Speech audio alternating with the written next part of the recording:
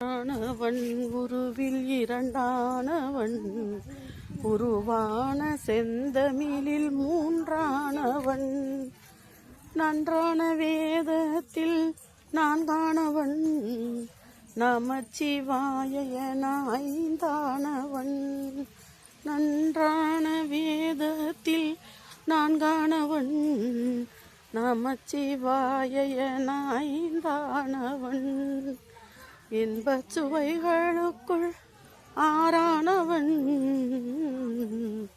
இன்னிசை ஸ்வரங்களில் ஏழானவன் தித்திக்கும் பொருட்களில் எட்டானவன் தித்திக்கும் நவரச வித்தானவன்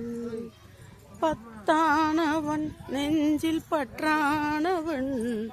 பன்னிருகை வேளவனை பெற்றானவன்